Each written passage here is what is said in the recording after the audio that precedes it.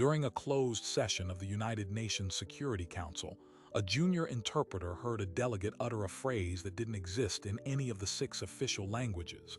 It was a trigger code, and as security teams scanned the room for weapons, she was the only one who realized the attack wasn't physical. It was digital. Seconds later, the CIA used her classified operative name over an open channel. Codename: Phantom. Her name was Ilara Vance, a 29-year-old interpreter on her 3rd probationary month. To the diplomats in the room, she was just a voice in their ear, a ghost in the glass booth translating the world's most sensitive discussions. But that phrase, a string of sounds with no semantic meaning in any human language, was a key. And it unlocked a door to a past she had buried, a past where her name wasn't Ilara, but Phantom. The question wasn't just who had spoken the code. It was why, after 7 years of silence, they had chosen to burn her cover in the most secure room on Earth. The United Nations hires roughly 120 interpreters, the best in the world. Ilara Vance's personnel file showed a flawless, if brief, record. A master in linguistics from Georgetown, top scores on the UN's punishing simultaneous interpretation exam, proficiency in Arabic, Russian, and Farsi. On paper, she was a model candidate. But the file was a masterpiece of fiction, built 7 years earlier by a CIA forgery unit known as the Gallery. The real Ilara Vance had been erased to make room for Phantom. Her life was a study in controlled monotony, a small apartment in Queens, the same route to the UN headquarters every day. She worked in Booth 4 English sector, interpreting for committees on disarmament and international security. The job was mentally exhausting, requiring complete focus for 20-minute shifts before rotating out. It was the perfect cover, high stakes enough to justify her skills, bureaucratic enough to keep her invisible. She mastered the art of being a ghost within the machine. But on that Tuesday in March, the machine glitched. The Security Council was discussing cybersecurity protocols for critical infrastructure. The Russian delegate was speaking, a routine diatribe about Western aggression in digital spaces. Ilara's voice was calm in the delegate's ears, translating his Russian into fluent, neutral English. Then he used a filler phrase. "Tak skazat," he said, so to speak.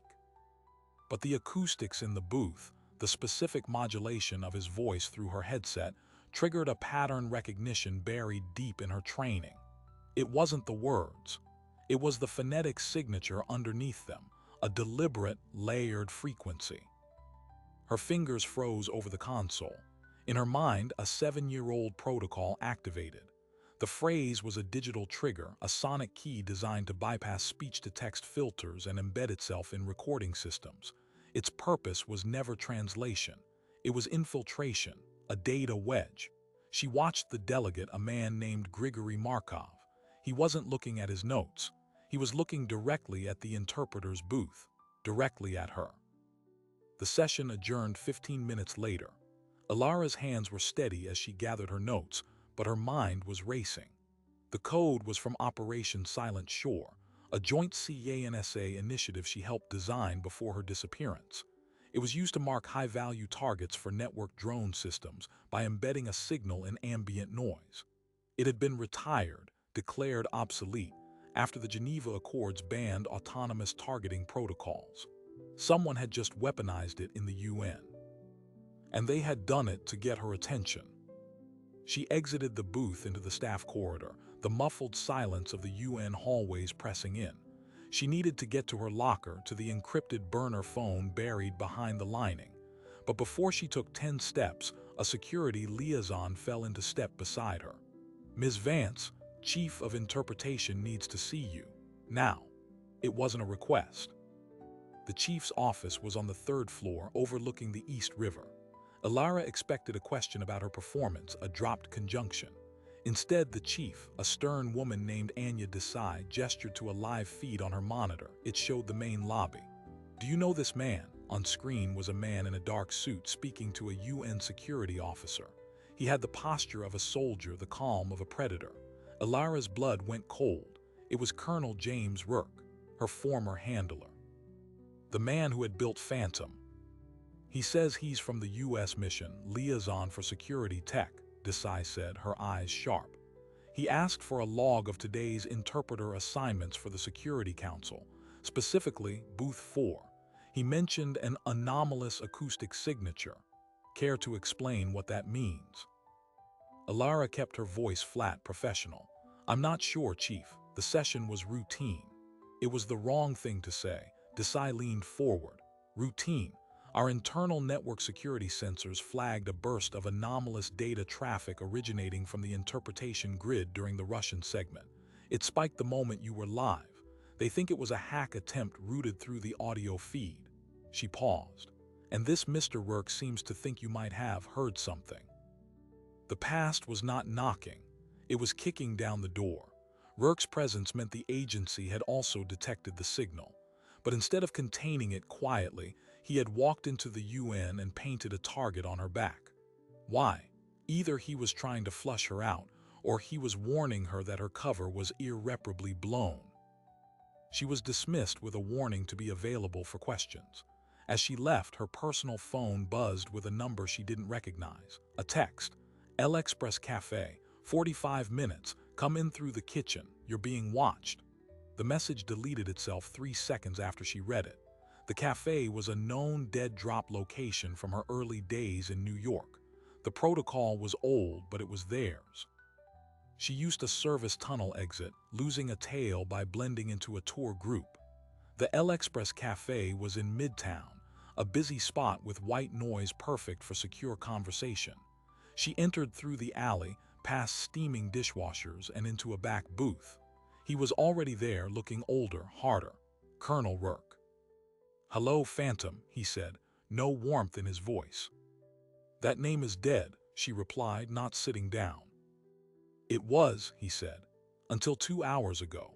The signal that tripped in the council wasn't just any trigger, it was your trigger. The specific phonetic encryption key you personally designed for Silent Shore. Only 3 people in the world knew that algorithm. You, me, and the mathematician who helped you write it, Dr. Aris Thorne. He let that hang. Thorne was found dead in his apartment in Vienna 1 week ago. Apparent heart attack. His work laptop was wiped clean. Alara finally sat. The pieces were crashing together. Markov. Grigory Markov, Rourke confirmed. Former GRU Signals Intelligence, now a diplomat. We believe he acquired Thorne's research. He didn't just reactivate an old weapon. He personalized it. He used your own signature to call you out. This wasn't an attack on the UN systems. It was a provocation, a message to you. What's the message? She asked, though she dreaded the answer. Rourke slid a photograph across the table. It showed a satellite image of a mountainous region. The Caucasus. A private security contractor called Valkyrie International has been conducting stability operations there for 6 months. They're Russian-backed. Their communications are impenetrable, encrypted with something we've never seen. But in the last 72 hours, we've intercepted fragments. And in those fragments, we've found traces of the Silent Shore protocol. They're not just using it, Alara. They've improved it. They've turned it into a real-time, AI-driven assassination network, and they're field testing it. The scale of it was monstrous. Her work, designed for precise, legally sanctioned counterterrorism, had been perverted into a fully automated killing machine. Why come to me? You burned my cover in the middle of the UN. Because Markov didn't just reactivate the code, Rourke said, his voice dropping. He used it today to upload a second payload, a tracer. While everyone was looking for a data breach, the signal embedded a location beacon in the UN's internal personnel tracking system. It's attached to your employee ID frequency. You're not just compromised, Phantom. You're the bait. And the moment you walk out of a secured zone, every asset they have will know exactly where you are. The cafe noise faded into a dull roar. Her meticulously constructed life was a trap. The UN, her sanctuary, was now her cage. What do you need? She asked, the operative rising to the surface. We need you to do what only you can do, Rourke said. We need you to interpret not languages, their network. You built the original architecture. You can find the flaw in theirs. We have a plane waiting. We go to Vienna to Thorne's lab and piece together what he gave them. He paused. But there's a condition. You do this, you come back in. Fully. The pardon, the new identity, it was always provisional. This is the price. Save countless lives from the monster she helped create, she had to become Phantom again. And as she nodded, a black sedan with diplomatic plates pulled up to the curb outside. The back door opened. It was time to go. But as she stood, Rourke's phone rang. He listened, his face hardening into stone. He looked at her, a new horror in his eyes. Change of plan, they've moved faster than we thought. The test isn't in the Caucasus. He swallowed. The target is here in New York, and the system just went live. The system wasn't just live. It was active. Rourke's source in the NSA's Signals Directorate had intercepted the activation ping 15 minutes prior. The Silent Shore derivative, now codenamed Project Arachne by Russian cyber units, had been uploaded to a distributed network of commercial satellites and thousands of hijacked IoT devices, smart thermostats, traffic cameras, public Wi-Fi routers. It wasn't a weapon waiting in a lab. It was a ghost in the city's machine, listening, watching, and calculating. The target profile was chillingly broad. The algorithm was designed to identify persons of destabilizing influence, based on a constantly updating feed of biometric data, financial transactions, and most critically, vocal analysis. It could parse speech patterns, stress signatures in a voice, even the subconscious linguistic ties that revealed intelligence training. It was hunting spies on American soil using the very tools they were trained to use. "We have to get you to a blind site," Rourke said, already moving toward the cafe's back exit. The black sedan was his, the driver and agency asset. "Your ID beacon is a homing signal. They'll vector everything to you." "No," Alara said, stopping in the alley. The operative mind was fully online, cold and analytical. "That's exactly what they want. Markov didn't tag me to kill me. He tagged me to watch where I run, to see which safe house I use, to map the agency's emergency network. I'm a probe. If we go dark now, we learn nothing." Rourke stared at her, the old recognition of her tactical ruthlessness flashing in his eyes. "So what's the play, Phantom?" "We give them a show," she said. "But we control the narrative. Take me to the mission." The U.S. mission to the UN. It's sovereign territory, shielded, and it's the last place they'd expect a burned asset to go. It's also where I can access the raw audio logs from the Security Council session. I need to hear that signal again, without the booth filters. The ride to the U.S. mission was a tense, silent affair. Alara watched the city blur past, every traffic camera feeling like a weaponized eye. The mission building was a fortress of glass and steel near the UN Plaza. Inside, it was a hive of diplomatic activity, but Rourke bypassed all of it, using his credentials to take her to a sub-basement level marked telecommunications analysis. The room was filled with servers and forensic audio workstations. A young tech, introduced as Chloe, looked terrified. "We isolated the anomaly," she said, pulling up a spectral frequency graph. "It's buried in the 48 kilohertz range, way above human hearing. It's not part of the delegate's speech. It was injected into the audio feed before it reached the interpreter's console." Alara put on headphones. She heard Markov's voice, then the faint, almost melodic digital warble underneath. She closed her eyes, separating the layers. It was her algorithm, but mutated. A second data layer was woven into it, a compressed packet. "It's a map," she whispered. "A map to what?" Rourke asked. "To the wetwork grid," Alara said, her blood turning to ice. "The primary targets, it's not a list of names, it's a list of locations and times, places where these persons of influence are predictably vulnerable." She pointed to the screen as Chloe decompressed the data. A map of Manhattan superimposed with dozens of pulsing dots materialized.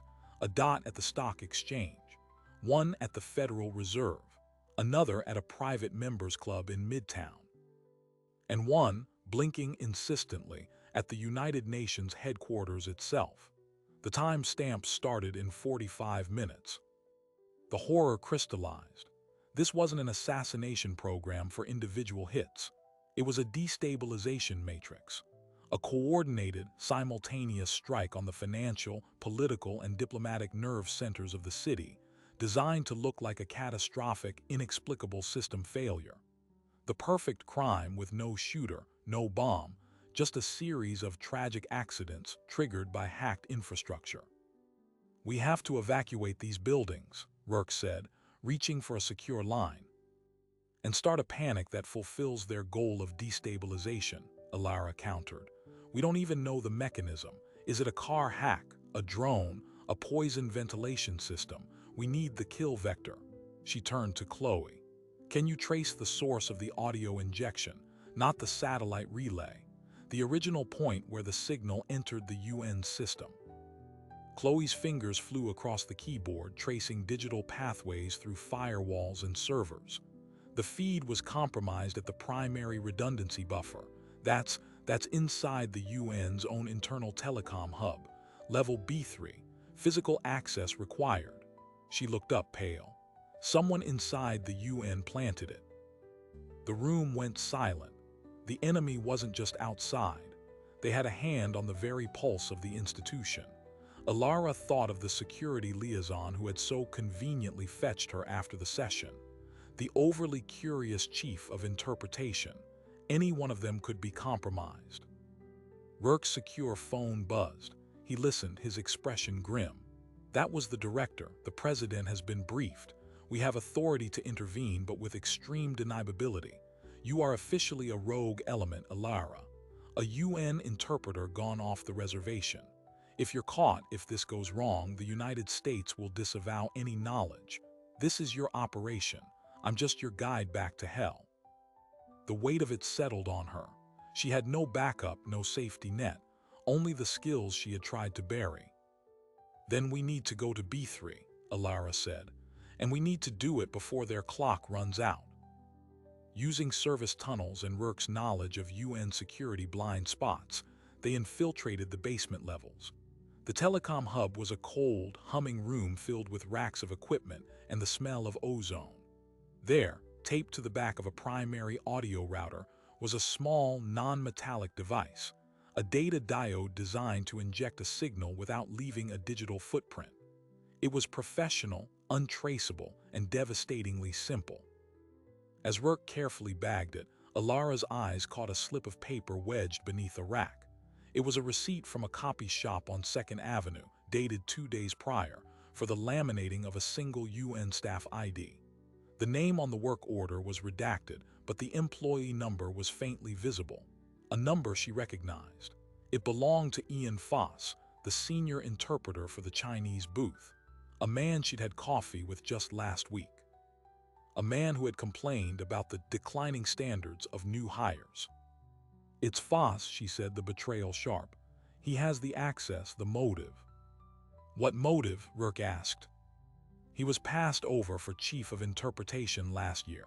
He blamed globalist conspiracies. He's also one of the few interpreters with a top-secret clearance from his previous work with the State Department. He knows the protocols. He could bypass the physical security." They had their insider, but as they turned to leave, the heavy door to the telecom hub sealed shut with a hydraulic hiss. The magnetic lock engaged. A red light above the door began to pulse. Over the room's intercom, a synthesized, genderless voice spoke. "Asset Phantom identified. Containment protocol initiated. Life support termination in T-5 minutes." They were locked in an airtight server room, and the system she helped create was about to kill her by sucking out the oxygen. The Arachne network had anticipated their move. It had guided them into a trap. And as the first vent sealed, Alara realized the true, horrifying capability of the system. It didn't just react. It learned. It predicted. And it was using her own tactical patterns against her. The clock was now literally ticking. And the only person who could possibly hack the door controls was the one it was designed to eliminate. 5 minutes of oxygen. The vent sealed with a final, hollow thud. The room's temperature began to climb immediately, the servers generating their own heat tune. Rourke slammed his shoulder against the door, but it was reinforced steel. He drew his sidearm, but Alara grabbed his arm. "Bullets won't work, and the ricochet in here would kill us faster. Her mind was racing not on the door but on the voice, the synthesized system voice. It had called her Asset Phantom, not Target, Asset. It was a distinction with a terrifying purpose. "It's not trying to eliminate me," she said, her breath already feeling thinner. "It's trying to acquire me. This is an interrogation box. Lower oxygen, raise CO2, induce disorientation and confession. It's a protocol I wrote for extracting information from captured cyber operatives. It's using my own playbook." The horror of that realization was paralyzing. The system had her psychological profile, her methodologies. To beat it, she had to become unpredictable. She had to think like someone she no longer was. She looked at the rack of humming servers.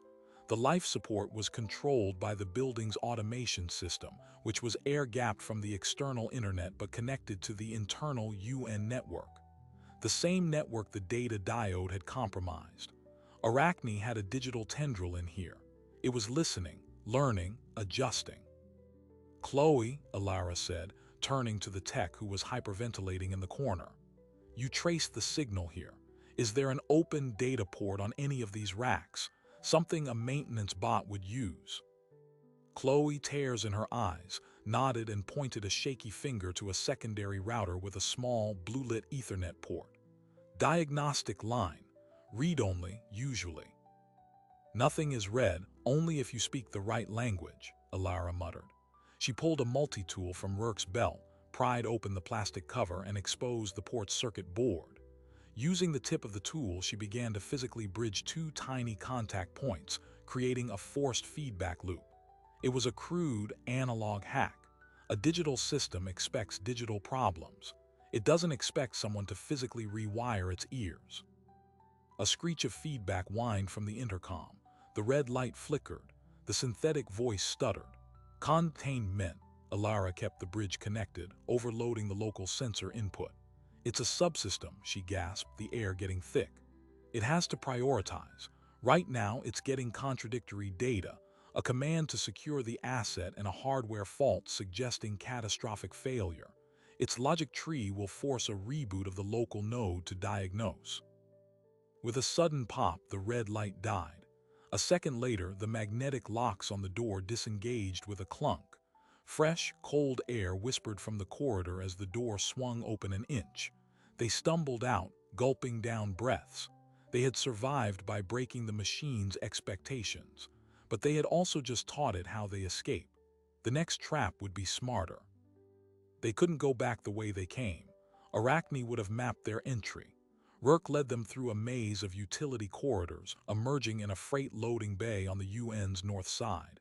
His phone, shielded in a Faraday pouch until now, buzzed. He read a message, his face tightening.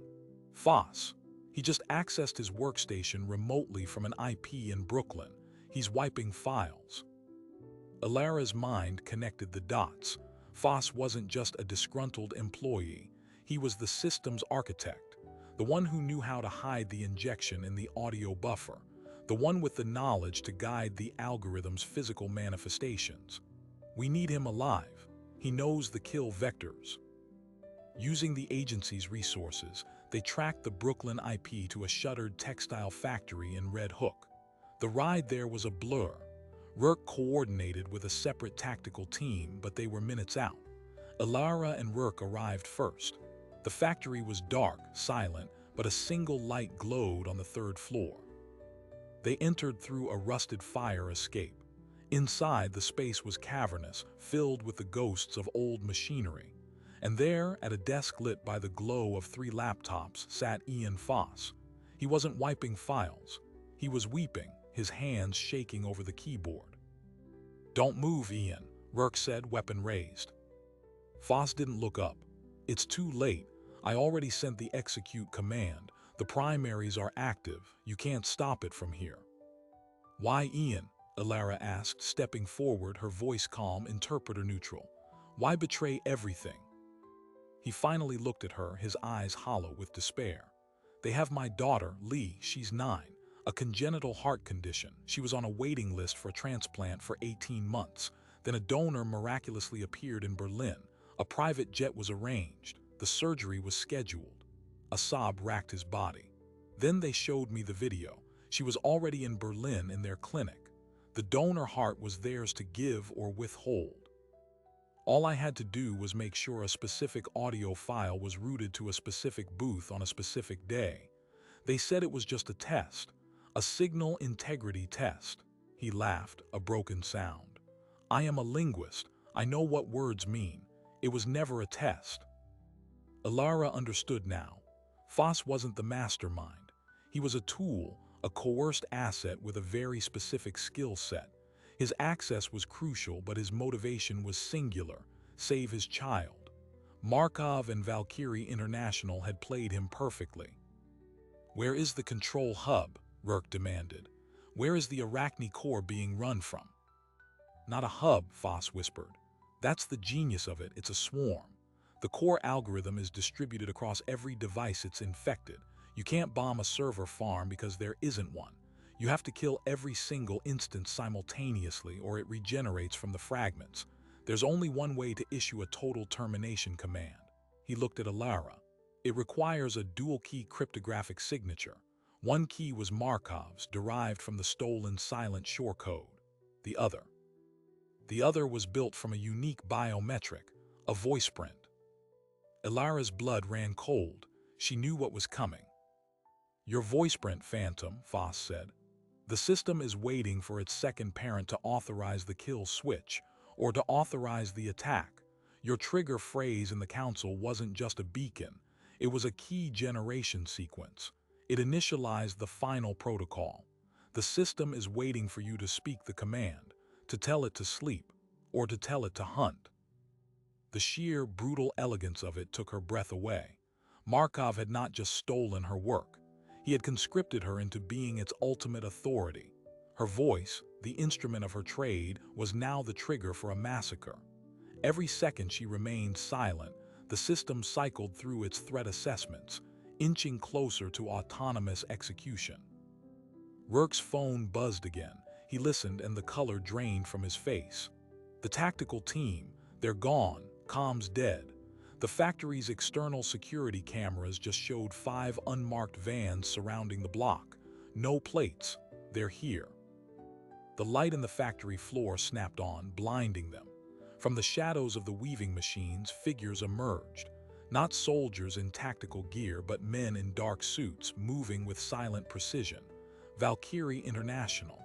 They had followed the digital breadcrumb Foss had left, or perhaps they had been watching him the whole time. They weren't here to kill Foss. They were here to collect Ilara, to bring the second key to the system.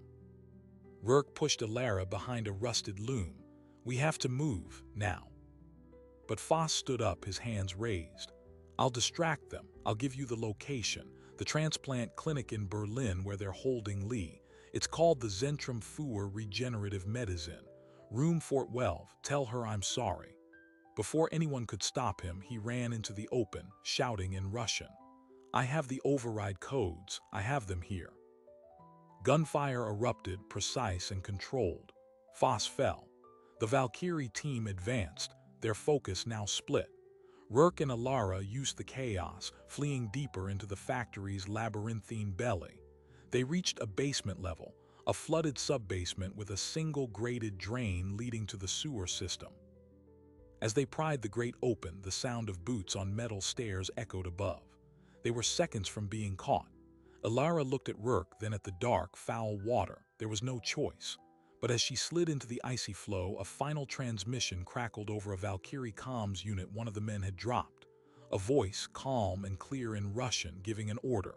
"Primary target acquisition failed. Initiate contingency. Light the beacons. Show them the fire." And across the city in unison, every digital billboard in Times Square, every traffic alert screen, every departure board at Penn Station, flickered and went dark. Then, one by one, they lit back up with a single, pulsating symbol, a stylized spiderweb. And beneath it, in every language of the UN, scrolled a message. "Witness the dawn of a new order." The attack hadn't been a series of physical assassinations. That was the misdirection. The real weapon was psychological, societal. It was a demonstration of absolute control over the information landscape. Arachne wasn't in the machines. It was in the mind. And as Alara Vance dragged herself through the sewer, she understood the true battle was no longer about stopping a strike. It was about winning a war for reality itself, and the only weapon she had was a voice the enemy was waiting to hear. The message flashed for exactly 17 seconds before every screen in the city returned to normal. It was a flex, a demonstration of total penetration. No data was destroyed, no money was stolen, no one was physically harmed. But the psychological impact was seismic. The news cycles erupted with theories, a hacker collective, a foreign power, a digital art protest. The public didn't know the truth. They didn't know that was just the opening statement. Alara and Rourke emerged from the sewer system near the Brooklyn Navy Yard, soaked, shivering, and invisible. A nondescript panel van was waiting, courtesy of Rourke's last loyal contact. Inside, they dried off and assessed the wreckage. Foss was dead. The Valkyrie team had vanished, and the Arachne system had just announced its presence to the world but not its purpose. The countdown to real violence was still ticking. "They showed their hand too early," Rourke said, studying a live news feed on a tablet. "They wanted to cause chaos, but they also wanted to scare someone. Who?" Alara stared at the frozen image of the spiderweb symbol. Them, the other delegations, the permanent members of the Security Council. This wasn't for the public. It was a message to the powers in that room. We own your information space. Your security is an illusion. It's a negotiating tactic, extortion on a global scale. But something about the symbol nagged at her. The stylized web. It was familiar in a way that had nothing to do with coding. She closed her eyes, accessing the deep linguistic and semiotic training of her past. Spiderweb. In Russian folklore, the spider is often associated with patience, fate, and the unbreakable thread. In certain Central Asian cultures, it represents a trap woven with beautiful precision. And in the visual lexicon of Soviet-era signal intelligence, a web diagram was used to map communication nodes and their vulnerabilities. "It's not just a logo," she said, sitting up straight. "It's a map, a schematic of the distributed network, the hubs, the connections." She grabbed the tablet and pulled up a high-resolution image of the symbol. "Look at the nodes, the intersections of the web. There are 7 primary ones, 6 smaller satellites." She cross-referenced it mentally with the map of target locations from the audio packet. They matched, but one node on the web was different. It was drawn with a slightly thicker line. "A nexus, the spider's position." "The system isn't fully distributed," she breathed. "There's a queen, a primary server that issues the core updates and collects the learning data from all the other nodes. It has to be, or the swarm would lose coherence. Foss was wrong, or he was lied to. They need a home base to consolidate what the swarm learns." She pointed to the thick node. "That's it. That's the brain. And if we destroy it, the swarm becomes dumb, isolated code. We can kill it piecemeal." Finding the location was the next impossible task. But Alara had a weapon they didn't understand. She was a native speaker of their language. Not just Russian, but the language of clandestine ops, of arrogance. Markov was a showman. He left clues for those he considered worthy opponents. The name, Arachne. In Greek myth, Arachne was a weaver who challenged the goddess Athena and was turned into a spider. It was a story about hubris and punishment. Markov saw himself as the challenger to the gods of the international order. He would place his throne somewhere symbolic, somewhere that reflected the myth. "It's in the clouds," she said suddenly. "What?" Rourke asked. Athena struck Arachne's loom and touched her forehead, making her feel shame. Arachne hanged herself. Athena took pity and transformed the rope into a web and Arachne into the spider, condemning her to hang and spin forever. Alara's eyes were alight with cold certainty. "He's not on the ground, he's hanging. A suspended server hub, a blimp, a high-altitude platform station, something that floats with a direct line of sight to the entire city." Rourke was already on the satellite uplink, calling in every favor he had left. Within minutes, they had a list. Private weather balloons, advertising dirigibles, experimental telecom platforms. One pinged as anomalous, a decommissioned Coast Guard surveillance aerostat, a tethered blimp used for radar, currently listed as in storage at a facility in New Jersey. Its transponder had been quiet for months, but heat signatures showed it was powered, and its mooring tower had recent structural reinforcements to handle massive server weight. They had the location, but the problem of the dual key remained. Even if they stormed the blimp, the system would recognize her voice print and await her command. Any attempt to destroy it physically could trigger a dead man's switch, ordering the swarm to execute its full protocol in a final, devastating spasm. "There's another way," Alara said. "We don't give it a command, we confuse it. We make it question its core instruction." How? Rourke asked. "By speaking its language better than it can, by being a better linguist than the linguist who programmed it." She explained her plan. It was insane. It was the only shot they had. They raced to the New Jersey facility under the cover of a false NSA cybersecurity inspection. The blimp, a silent, silvery giant, hovered 200 feet above a fortified tower. The ground level was lightly guarded. Valkyrie's security was focused on digital, not physical, intrusion. They neutralized the guards and ascended the tower's internal ladder. Inside the blimp's gondola, it was a server farm. Cold, humming, and in the center, before a wall of monitors, stood Grigory Markov. He wasn't surprised. He smiled as if welcoming an old colleague. "Ilara, or do you prefer Phantom? I knew you would decipher the invitation. A lesser mind would have run to a bunker." "It's over, Markov," Rourke said, his weapon raised. "Is it?" Markov gestured to the screens, which showed the pulsating web overlaid on a live feed of Manhattan. "The system is autonomous now. It learns from the chaos. My work is done. You can kill me, but it will continue, unless she speaks to it." He looked at Alara. "Say the word and it stands down. Acknowledge its supremacy. Become its voice." Alara stepped forward, ignoring Rourke's warning glance.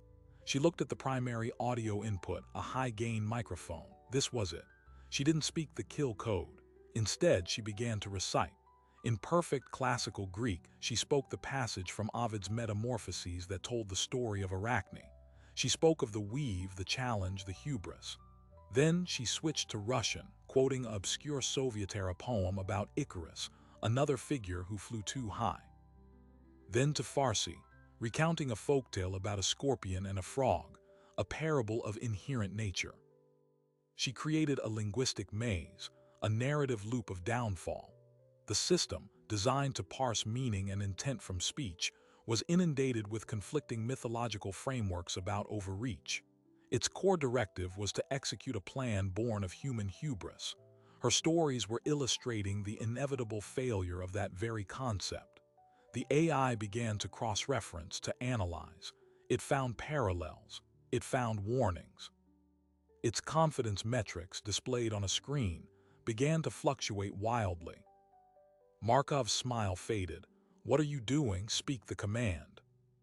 "I am," Alara said softly, now speaking English directly to the microphone. "I am telling it a story it already knows, the story of why it must stop." She leaned closer. "Your foundational myth is flawed, Markov. Arachne didn't win. She was transformed into something isolated, doomed to repeat a single task forever. Is that the future you want, to be a spider in a machine, weaving the same web until it decays?" The system's logic circuits, trained on her voice print, were now trapped in a paradox. Her voice was the key, but the content of her speech was a deconstruction of the key's purpose. To obey her was to disobey its core function. To ignore her was to violate its primary authentication protocol. The fluctuation spiked into an error cascade. Warning alarms sounded within the gondola. On the main screen, the spiderweb symbol glitched, fractured, and dissolved into static. One by one, across the network map, the nodes winked out. The distributed swarm, its queen in cognitive turmoil, began to shut down, isolating itself into harmless, dormant code fragments. Markov screamed in rage and lunged for a manual override. Rourke was faster. The struggle was brief, violent, and ended with Markov subdued and cuffed to a server rack. Outside, the first light of dawn was breaking over the city that never knew how close it came to a silent, digital reign of terror. In the aftermath, the cleanup was swift and silent. Valkyrie International was publicly linked to a massive financial fraud scheme, its assets seized. The digital billboard hack was blamed on a rogue employee at an advertising firm. The world moved on. Ian Foss was reported missing, presumed dead in a tragic accident. His daughter, Lee, received her heart transplant in Berlin from a newly available donor, courtesy of an anonymous charitable trust. Ilara Vance sat in a debriefing room at Langley 1 week later. The director was there along with Rourke. The offer was formal this time, a full reinstatement, a medal, a role shaping the future of cyber-linguistic intelligence. "Your country needs you, Phantom," the director said. She looked out the window, then at Rourke.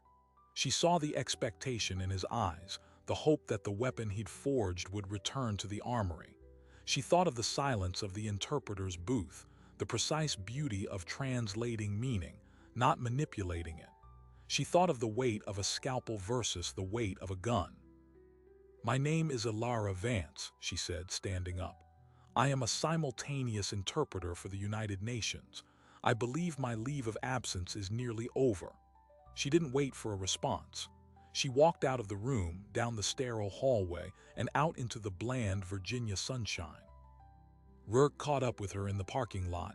"They won't protect you forever. You know too much." "I always have," she replied. "But now so do they. They know what happens when they try to put the ghost back in the machine." She offered a faint, final smile. "Goodbye, Colonel." She returned to New York, to her apartment in Queens. Her UN security clearance was reinstated after a thorough, and somehow unsurprisingly smooth, review.